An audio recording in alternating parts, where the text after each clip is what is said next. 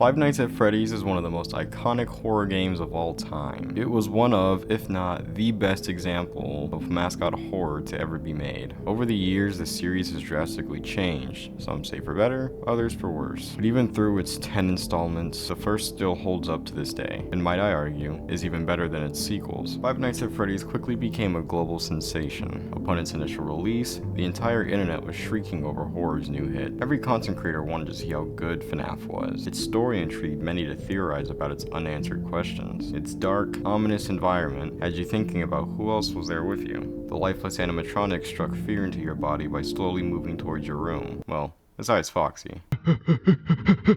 Hey dude, just wanted to let you know the pizza's ready. You were struck with confusion as phone guy told you to not worry, but also worry. The constantly draining power built up tension as you waited for it to inevitably run out. Each animatronic had a unique route to your office, and you can't forget Golden Freddy's 1 in 100,000 chance to appear. Ah, fuck you! Oh god! What the fuck?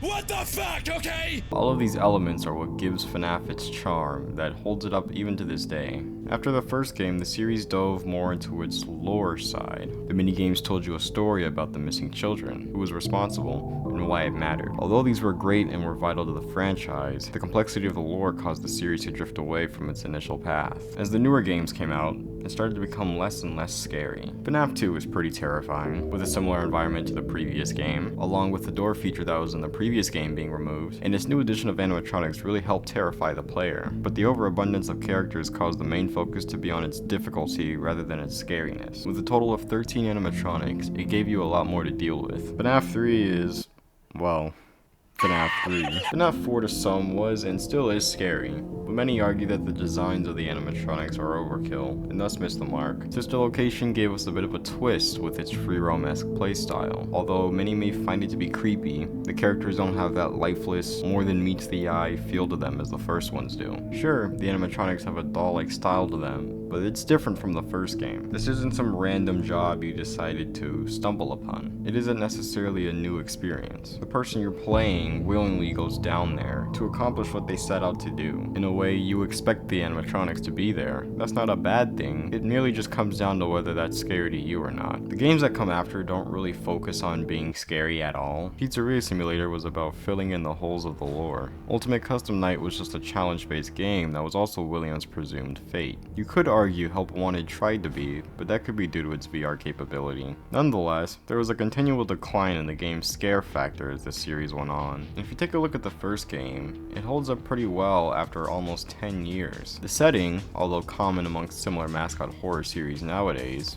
is still quite uneasy. The animatronics show no emotion as they make their way to your doors. The power constantly draining builds tension as the night goes on. The slight inconsistencies with the game, such as Bonnie's shadow being at the door while Chica being at the window, and the cupcake being in your room, as well as being on Chica's plate at the start of the night, adds a sort of charm to the game. FNAF is in a way almost flawless with its execution. Not to say the other games are bad, but they just don't feel the same as the first FNAF. Maybe they're not supposed to. Maybe the nostalgia's talking. Or you could just feel different about it. At the end of the day, horror is subjective. What's scary to you may be nothing to someone else, and vice versa. Even recent mascot horror games are complete flops when compared to FNAF. Whether it's poor execution, a terrible attempt at a payday, or just a straight up bad game, modern mascot horror games today can't hold a candle to the original Five Nights at Freddy's. Regardless, I'm sure we can all agree that Five Nights at Freddy's, specifically the first, has made a monumental impact in the horror game scene, and whether you see the first game or its latest installment as the scariest,